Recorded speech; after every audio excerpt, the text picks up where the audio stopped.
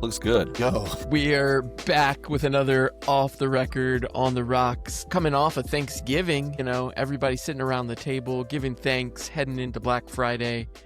Happy holidays. Happy holidays. I hear that billions and billions of dollars were spent. It was B's. We're not at T's yet for Black Friday, but that's a lot of commerce. And hopefully everyone got stuffed a little bit. Good food, good eats, good family, good fun. We saw the turkeys get pardoned at the White House. I want to say their names were Gobble and Wobble. I want to say they're almost called that almost every year or something like that. Maybe one time it's like biscuits and butter or something terrible like that. But in my mind, I was half imagining looking out as Trump was waving his hand over them and seeing P. Diddy dressed up as a turkey kind of on the ground, sort of waddling around, and maybe Sam Bankman-Fried, because CZ already got his pardon. Who knows? Maybe the president of Honduras, he was in there in a little turkey outfit, because it seems like anybody can get a pardon these days. In my dystopian view of the metaverse, I think old Donald Trump could dress up just about anybody in a turkey outfit and pardon them on Thanksgiving. I love the picture there. That is literally what it felt like. He made the joke about Chuck and Nancy, but feeling very lighthearted there in the paved Rose Garden parking lot as he's pardoning these turkeys. There's a lot of turkeys. Black Friday, feeling the retail vibes, the everyone out shopping, getting the early reports of what the economic outlook is going to look like, with retail headwinds leading the way. And speaking of retail, the retail investors, those participating in, futures markets, prediction markets, albeit Kalshi or Polymarket, just the continued legitimizing of these marketplaces and everyone getting a license to play, ruled by our friends over at the CFTC. There's a lot to unpack here in the markets. We are post-Thanksgiving, in between the Christmas break holiday, right before New Year. My biggest thought heading into December here is that, as I always say, the fix is already in. The volatility is built in. The pardoning of turkeys and the narrative is built in. We got tomorrow as a new cold moon in the dark days of winter. The Russia narrative around the war, the ups and downs. Jared Kushner sitting at a table with Putin. I'm not sure who's paying who, while Michael Dell walks through the White House giving the children of America billions of dollars to solidify the future. Talk about more turkeys being pardoned. That one felt very weird to me. Michael Dell and his wife making this giant gift on Giving Tuesday. It almost felt like he was paying his penance. So whether or not he's in the Epstein files and he's just paying it out front saying, I'm sorry, pardon me. But also what you're describing about that fix is that, there's a list, right? There's a spreadsheet. It's probably not even that sophisticated. It's a shared Google Calendar. It's probably a shared Google Calendar and a shared Google Doc that literally the entire West Wing and probably Hegseth and a half dozen other people who shouldn't have access have access. And there's just a list of names. There's a list of was at Rotunda during inauguration. Yes, no. That's one column. Then there's another column that says, is likely in Epstein file? Yes, no. And then there's another column that says, has paid billions of dollars recently. Yes, no. And I'm pretty sure Michael Dell was a no. I was not at the Rotunda. Maybe it's a yellow box for Epstein file, not red or green, but there's a big red box on money. How many billions have you given? And in the spirit of talking maybe about tokenization and fractional ownership, which is always underlying what it is we're talking about, especially when it comes to things like we'll get back to the poly markets and these prediction markets, right? Because it's effectively saying I want to fractionally own a predictive bet on the future. We're starting to understand this is just how these systems work. Well, if I'm Michael Dell and I am in need to show up and pay the penance, as you say, because I clearly have been dodging and ducking all this whole year, you got to get that money in before December 31st, because we got to get you on the books in 2025. And what better way than to create what I sort of see as a deranged fractional ownership of, is it Donald Trump's presidency or is it Donald Trump himself? And basically forcing that on newly born natural American citizens. There's like this whole immigration versus natural born juxtaposition. And then I'm born But do I want to be given a fractional ownership of the current administration in the form of cash? Like, what exactly is this doing except tying entire generations of children with this idea that there's this Uncle Sam who's actually Uncle Donald? You know what I mean? It's a very odd thing that's happened. That Uncle Donald and what you are describing is one of the most important elements as we collectively learn this lesson around tokenization. And if it's the tokenization of real world assets, in this case, the asset is the truth and Truth Social. And what does distribution of said token get you?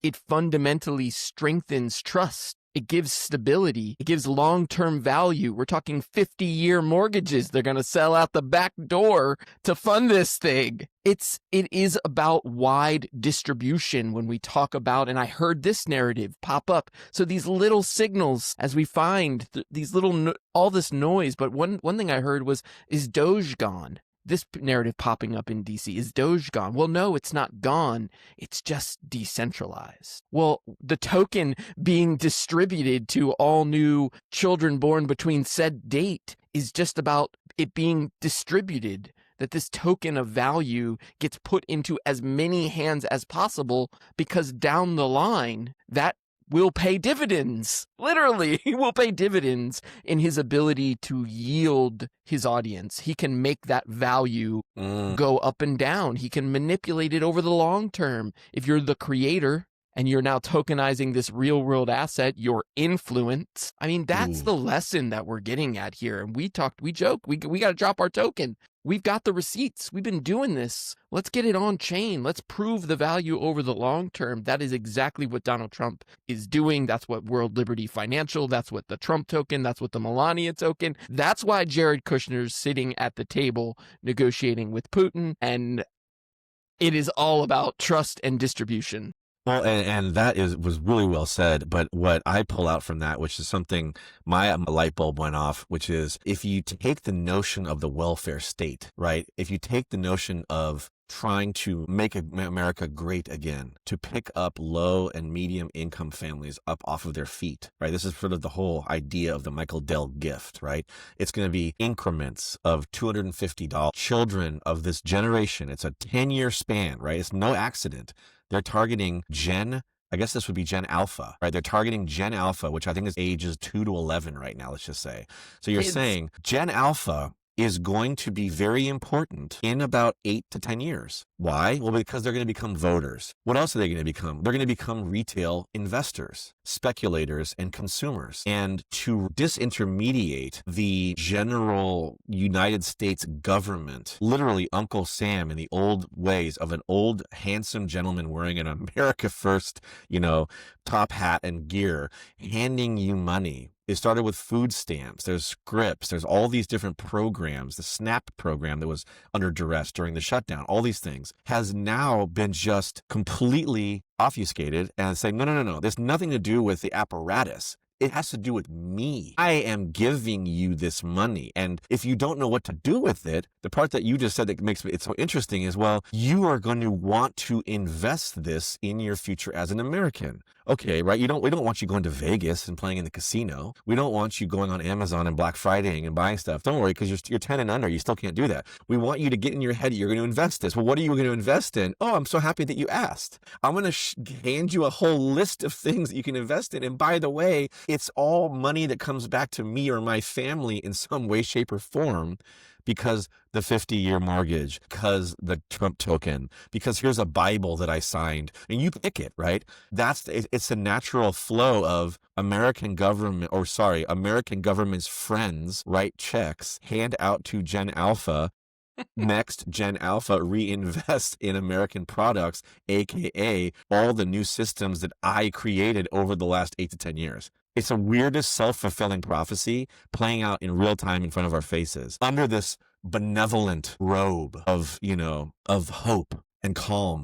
And under this legal guise of the CFTC giving the green light for these poly markets to bet on the future, right? So now all of a sudden I'm handing you this money, and guess what it's legal for you to now do with this? Yes, you could go bet on sporting events, but you could also bet that I'm going to get elected again, right? You could literally force the hand of how, and that is why the distribution in this idea of tokenomics in this scenario is so important. Meanwhile, while Trump's already just taking his banking license without anybody giving it to him and calling himself the new Uncle Sam as he hands out cash with Michael Dell, you've got the Scientology group over here saying, no, the CFTC said, no, you guys can't do that. This whole thing over here that Robinhood and Polymarket and Kalshi and CNN and what these guys are betting on, the CFTC is going to regulate that. But whatever you guys over here, Church of Scientology, whatever you guys are trying to do to get your SEC license, nope, you can't do that. Well, you can't be a bank. I also like, though, very specifically that the alignment of that Michael Dell money, like you just said, the investment in predictive markets, in buying a tokenized bet on a future outcome, on the truth, as all of us humans optically agree, if something is true, well, then it is, right? How else do you determine if it's true or not if the humans and Polymarket don't say it is, right? That's how truth is defined. So if you're in the business of investing in the truth, well, the CFTC, the T in CFTC just now changed to truth. And if you are anybody that we don't like, for example, the Church of Scientology that we talked about and joked about, their Dream Exchange, if you're anything like the Texas Stock Exchange, if you're anything like whatever next state's exchange is, well, that's an SEC issue. Over here in predicting the future and tokenizing influence, we've now decided that I have way more friends in power at the CFTC. And so they're going to govern what we all might consider the more Casino Royale version of predicting the future. Now, things that are more old and tired and tried and true, like commodities and futures and stocks and bonds and all the stuff that I'm sure Kushner's over there talking to Putin about, that's all SEC stuff. Like, we're sort of now finding this nice little fork in the road where traditional investment vehicles, well, that's security. That's the SEC. Predictive markets don't even come close to being in the same room as the Howey test. I mean, we're talking about something that is so new and so crazy that you have to have a forward-leaning division of CFTC to manage it. And therefore, we can just manipulate every lever, pull every string, and do whatever we want, and all of our friends what they want. I think all of that combined with the crazy financial engineering that companies like Strategy and Michael Saylor have led the way with all these yield-producing products off the back of Bitcoin. And now you're seeing the ETFs and the inflows and the big guys now again coming in. We've been talking about institutional money and these ETFs for a long enough time to where it's no longer news when the new ETF flows start coming in. Yes, it's going to be ETFs in Ethereum, and yes, it's going to be ETFs in Solana, and yes, it's going to be ETFs in Pudgy Penguin NFTs that are going to be in your kid's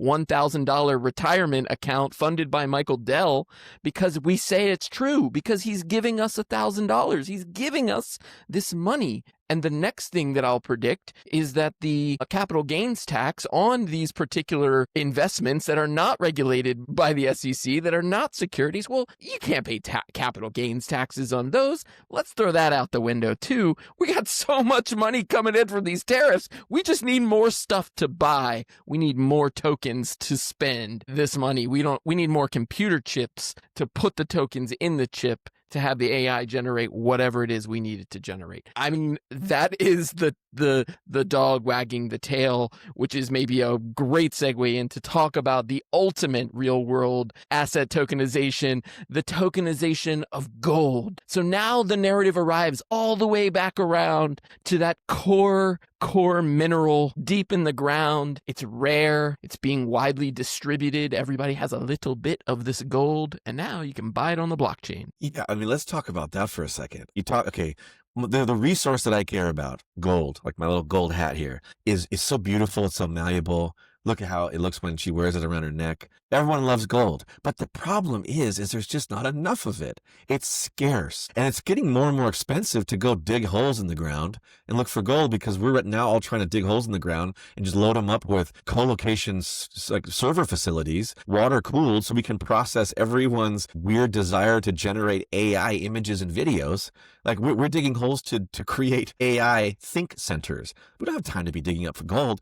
Don't worry. Don't worry. The SEC is not going to be involved. We have a way to buy a fraction of the idea of gold, and you can see it, and it's completely transparent on the blockchain. And maybe someday the fractionalized versions of the idea of gold get scarce, because if you're creating a blockchain where you can get a tokenized version, you can decide how much there is. So is it based on the current known volume of troy tons of gold, or troy ounces, in the plurality of the weight? Like, let's just say there are 100 million troy ounces of gold on the planet known. Are they tokenizing that? Or are we saying we're tokenizing the amount of gold that's bought through traditional gold markets? Or do we just put on Meta Ray-Bans and just look around the room and just pull a number out of the ether and say it's going to be about this much virtual gold? I mean, it's so crazy, but I'll throw this one back to you. I actually thought this announcement was one of the best things in the world, because it literally will make everyone stop talking about Bitcoin as being, quote, digital gold, because now you're like, no. There's actually something called digital gold. It's different. Yeah, and you can buy it cheaper.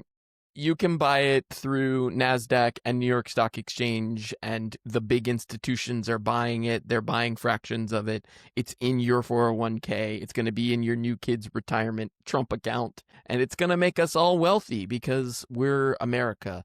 And that is how this game is getting played on the global scale. Yeah, I do think the tokenization of gold is, maybe the final nail in this coffin. And I laugh if we go back to episodes, somewhere 70 through 100, where we were talking about the audit of Fort Knox and how this was in the narrative for weeks. For weeks, Trump needed to bring his army over to Fort Knox to check out and see how much gold was there. Well, the joke was, and we covered it here, there was no gold there. It's all in paper gold being sold over the counter, OTC gold. I don't know where it is, but we still have it in its digital tradable form. Now with the tokenization of that, it does give you at least some public ledger of whatever that market cap is. I think that's a very important lesson. As we talk about Bitcoin and we talk about the tokenization of gold, you joke, how much gold is there? Do we come up with a number? This is where Bitcoin really differentiates itself, and I think other tokens, and this idea of tokenomics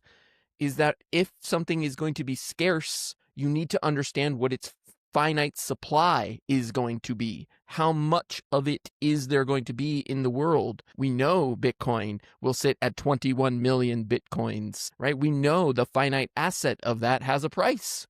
You can start to trend and traject it.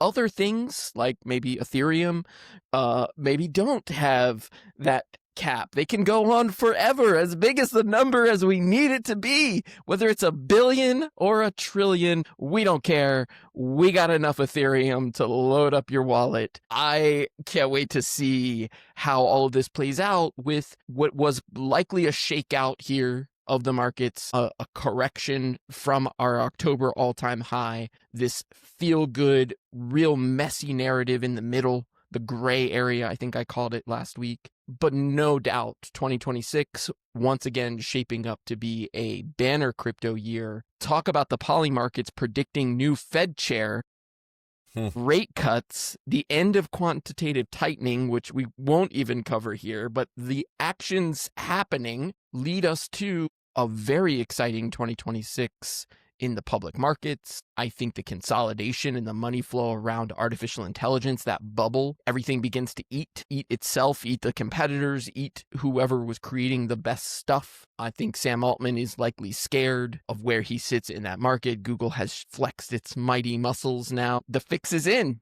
Whoever was in the rotundas got it. I don't remember Sam Altman being there. Maybe he was. I don't think Sam Altman was there. I mean, he and Michael Dell were conspicuously absent. I mean, it does come down to, we should probably just do a seating chart. We should do that for the next show. We'll do a rotunda seating chart, because there is a specific way that the individuals who attended the inauguration are treated and how they behave in these current markets versus the ones who are, call them a little bit on the outside, but still relevant, who are now having to come in and pay their own version of a tariff. You know, that's sort of how I'm looking at it. It's like these countries have tariffs because they're not part of the conversation. But you know what? Dell Computers is, you guys have a tariff. Oracle, no. I mean, Ellison, he's a good friend. There's no tariffs there. But Dell, it's so disingenuous. In the old days, the announcement would be, here's my friend Dell, would say Barack Obama or whomever, and he's committing to giving every American student a laptop, a Dell laptop, that's going to be helping build America's future in education. Like, that's what the Silicon Valley guys were doing. Way back into the 80s, Apple selling computers into schools, saying this is the future. Then you have Google Chromebooks. Like, no, we even have a lower cost laptop. It's called a Chromebook, and we're going to go and saturate American schools and make sure everyone is contemporary and competing on a level playing field when it comes to new technology, new resources, right? We're America. We should be the leaders in this. Fast forward to 2025, and all of those individuals who should or can be in a position to help the children of America with their education in a very blunt, very obvious way are saying, no, they don't need more stuff. They just need more money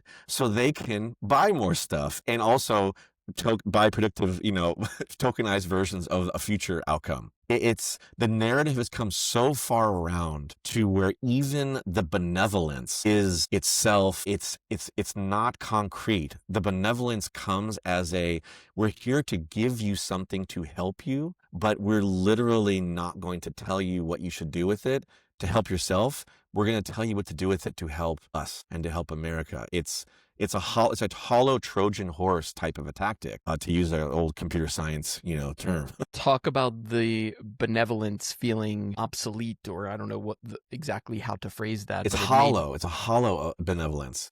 It made me think of the rare organizational layoffs from Apple cutting jobs in its sales organization. And, I think about layoffs. We've actually heard this a little bit in the earnings season over the last several weeks with those companies who made cuts, who tightened belts, who did not hire in 2025, the obfuscated job numbers coming from Doge and the counterbalance or the effect of what Doge did in DC, slowing down those numbers, or at least obfuscating those job numbers, while now it's coming out at the end of the year. Yes, there was basically no hiring and or layoffs, and you've got Apple kind of putting, once again, what feels like that nail in the coffin. We got to get our books clean, at least get them balanced, get them right-sided in 2025. And that looked like, in this scenario, job cuts for Apple, which is typically not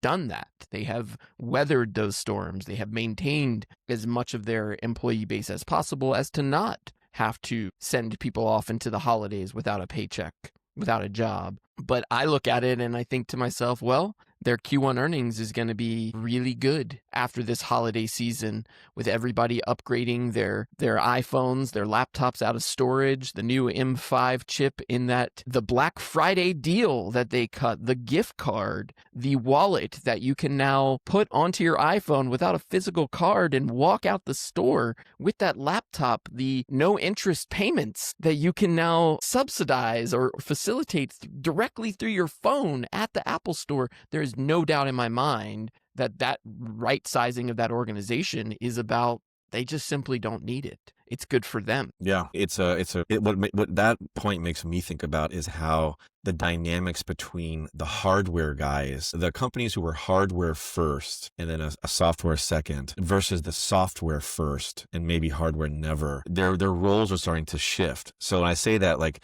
everything you're describing about Apple and all the moves and the way that plays out at the street level when we go walking into a store, and all the way that the internet of behaviors that play out, what we start becoming accustomed to, walking into retail spaces, removing items, and and being somehow charged for them on whatever schedule, as you described. There is sort of the notion of retail has become blurred. It is more of a metaverse browsing experience of retail and picking up when you need it versus even having to interact with a human, et cetera, et cetera. When I think about the software guys, OpenAI and Sam Altman, you talk about him being scared. One of the things that just hit yesterday that really piqued my interest is that they suddenly are starting to go hard into education. OpenAI, with basically, I want to say it was close to a $20 million deal with the Cal State University system.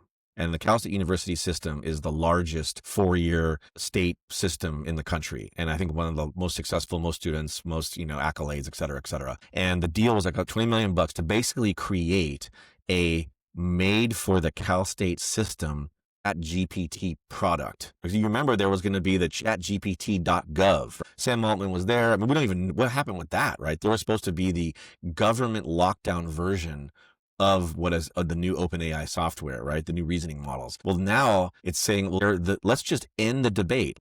Stop this conversation about is AI good or bad?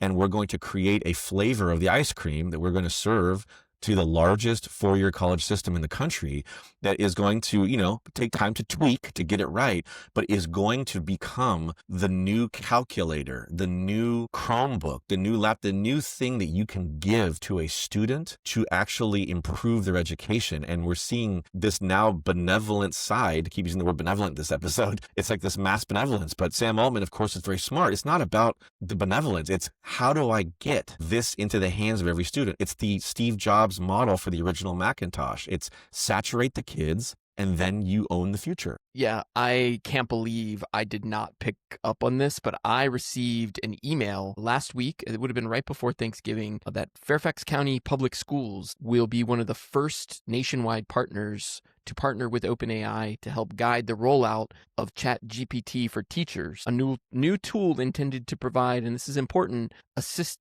planning assistance for educators. Fairfax County Superintendent Dr. Michelle Reed, announced the partnership last night, calling the technology expansion this generation's Sputnik moment. Sputnik. Fairfax County is one of the largest public school districts, and the fact that they're rolling it out, I think it's important that they're talking about this as to provide planning assistance for educators. Well, if you can make a teacher X more productive in their planning, in their ability to know what to teach to each student, and then, maybe that is exactly where that tweaking is. They're going to start with the teachers and learn how the teachers use it to ingest their curriculum, to spin out tests and quizzes.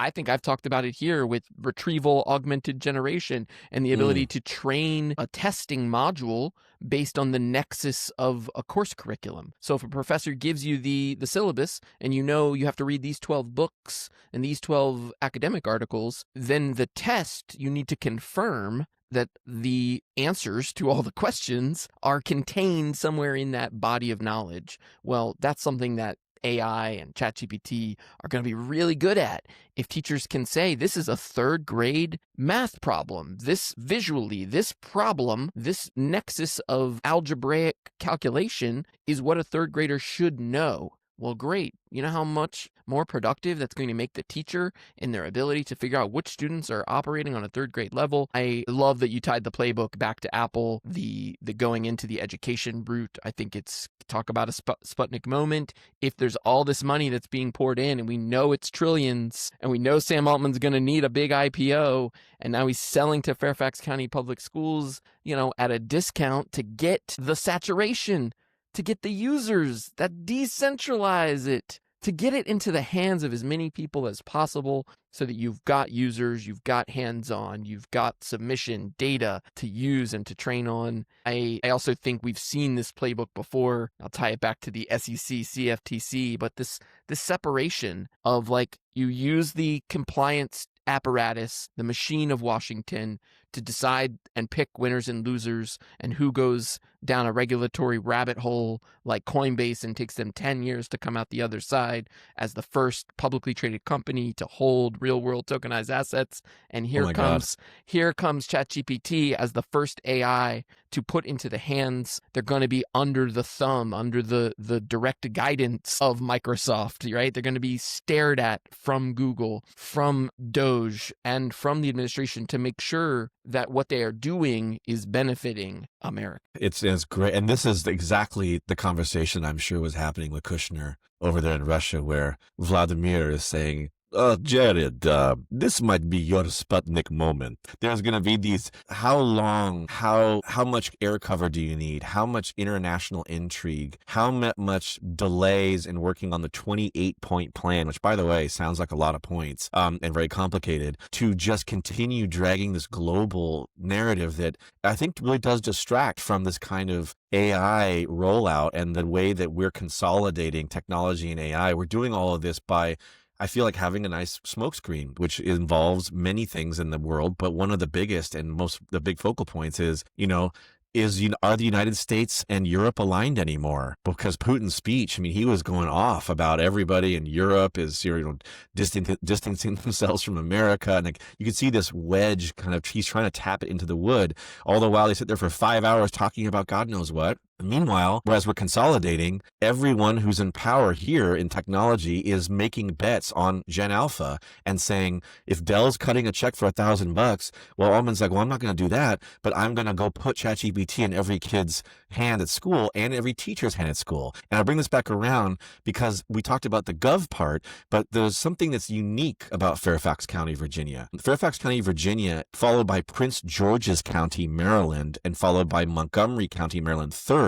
Fairfax is the #1 county in the country that happens to have the most federal employees living and working in it. So the teachers, their spouses, the kids, their parents, this is a chatgpt.gov. And then, oh, by the way, all of you parents at home in Fairfax County, there's also a chatgpt.yourchild.gov, and we're going to give that to them, and yourteacher.gov, and we're going to just start to make sure that we shore up the whole of the federal government ecosystem. We started with the people who show up in DC and actually work, and we're going to take it all the way down to the long tail of those kids in first grade classrooms in Fairfax County and saying, see, it's just like those old cigarette packs. Remember those old cigarette packs, those little cigarette gums where you could blow and it would just, on the pack, it would say, just like daddy. And then this little kid holding a cigarette and there's a little dad smiling. So now, hey, here's your chatgpt.gov, kid,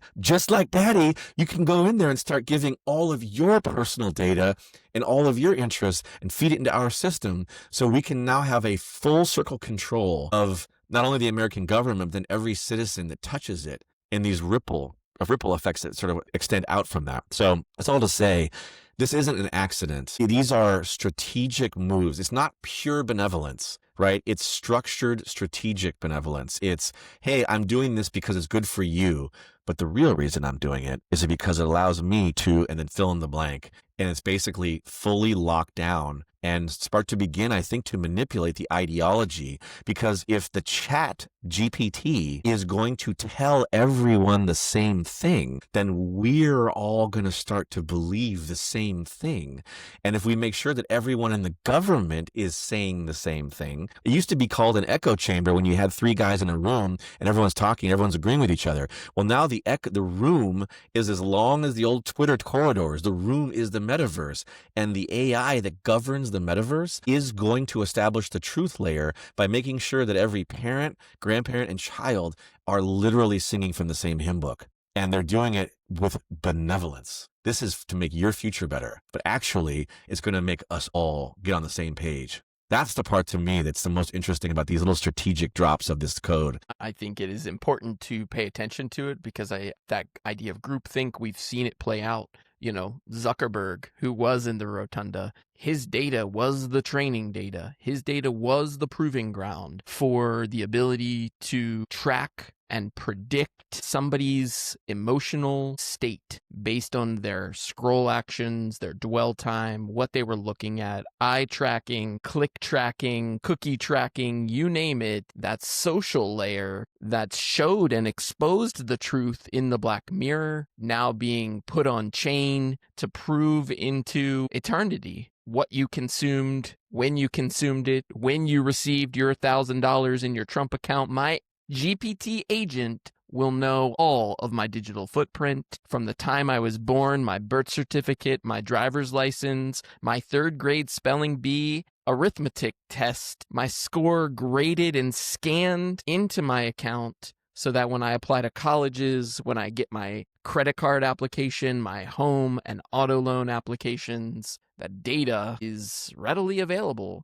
And that looks like a social credit score when you really bring it all. And I would just add to that, as a final point on that, is the biometrics that you're describing, right? The original Meta training ground. I want to say it was Zuckerberg and company who even coined the term doom scrolling originally when that was happening in pandemic. Because if you look at the your ocular print, your iris, when you overlay all those real world events that people today experience by looking into the viewport, aka the screen of their phone, you can overlay when and how often and where my pupils dilated. And that is the number one indicator of the rushing endorphins in the brain, and figuring out when and how are people becoming, it comes back to just, is it fear and greed?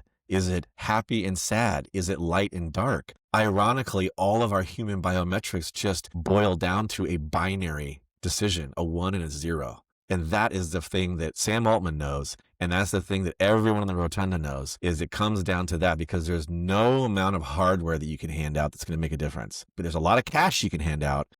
And there is literally no end to the amount of data that the new AI engines can consume. It is a machine that will have an appetite that will outlast even humans on this planet. So that part there is really what it comes down to. I think what the biggest magic trick is, everyone is talking about all these things without just saying that still your personal identifiable data is the most valuable thing. And in a way, they're tokenizing us. They're assigning a changing value to us as individual humans based on our interactions in the metaverse with AI, with technology. And some people are more valuable than others because of our behavior. That internet of behavior is something that no one talks about. It's all underlying this. As soon as you can control and understand the value, the tokenized digital value of every American citizen, and then beyond that, every human in the world, then you can know exactly how to target and drop in your new development. Like saying Fairfax County is actually the most important starting point for us to do this. And it's no accident. And California system, we're certain this is the most important. These eyeballs that are going to dilate on command are more important than all the other eyeballs we could have targeted. That's the interesting thing. There's going to be almost like you say, there's a social score. We talk about social scores in the world. In China, you have a social cachet score that goes up or down based on your following the rules.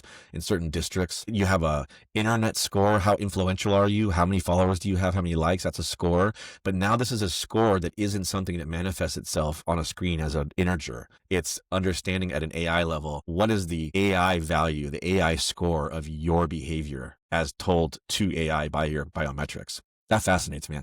And the market will be able to bet on how truthful it is and how well you're going to perform tomorrow and next week and the year after that. This has been a fun one. I think it is a deep dive into the real underlying narrative, the signal through the noise that we continue to pull that thread on, which is this layer of technology, this intersection of blockchain and AI, its importance in the education of our young people, of our society, its implications for the economic value to be created. We joke about billions and trillions, but people are betting that AI is the future in the real marketplace. We'll do it again, maybe once before Christmas. We'll get it in, a final look back on 2025 and start making those predictions for Q1. It might have to be 2 times, because I have a feeling that every hour between now and the Christmas Eve is going to have major announcements. Let's all keep our eyes